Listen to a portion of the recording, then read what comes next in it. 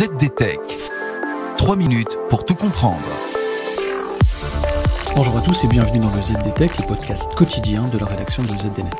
Je m'appelle Guillaume Sariès et aujourd'hui je vous explique comment lutter contre la réunionnite, surtout si vous êtes en train de revenir au bureau.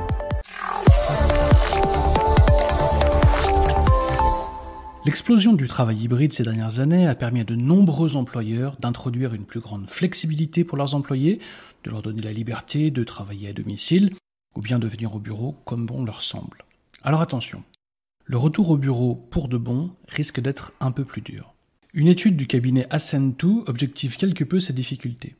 255 responsables RH d'entreprises américaines interrogées y évoquent des signaux d'alarme qui menacent d'entraver la productivité, l'engagement et la collaboration des employés sur le lieu de travail physique. Et le premier grief, c'est la persistance de la culture de la réunion.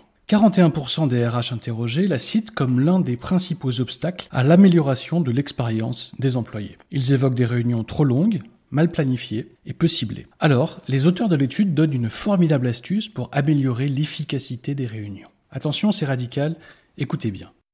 Un moyen infaillible d'améliorer les choses, disent-ils, c'est de donner aux gens plus d'autonomie sur les réunions auxquelles ils participent. Oui, vous avez bien entendu, libre de participer ou pas aux réunions. Et vous verrez très vite les réunions importantes ou pas. 2/3 des RH estiment que permettre aux employés de choisir les réunions auxquelles ils participent améliorerait la productivité. Peut-être parce que les RH eux-mêmes sont assez sceptiques quant à l'efficacité des réunions. 38% d'entre eux jugent qu'il est très difficile de mesurer l'efficacité des réunions. Reste qu'un bon point de départ est d'examiner la fréquence et la durée des réunions que vous vous infligez. Une réunion d'1 heure peut-elle être réduite à 30 minutes ? Une réunion quotidienne peut-elle passer à seulement 2 fois par semaine ? Les réponses à ces questions peuvent vous permettre de gagner bien du temps. Autre astuce suggérée par les auteurs de l'étude, transformer les réunions redondantes et inefficaces en réunions individuelles. Oui, les one-to-one permettent d'avancer là où des réunions de groupe mangent du temps souvent pour pas grand-chose. Bien sûr, oubliez les réunions en dehors des heures de travail qui provoquent désengagement et épuisement professionnel. Et là aussi, la réduction du nombre de réunions est essentielle. Pourquoi ? Parce que plus il y a de réunions pendant la journée, plus il y a de chances que d'autres soient organisées en dehors des heures de travail.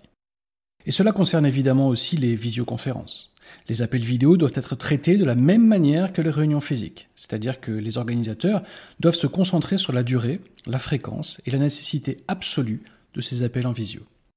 Et voilà, normalement on a fait le tour du sujet. Pour en savoir plus, rendez-vous sur zdnet.fr et retrouvez tous les jours un nouvel épisode du ZDTech sur vos plateformes de podcast préférées. ZDTech. 3 minutes pour tout comprendre.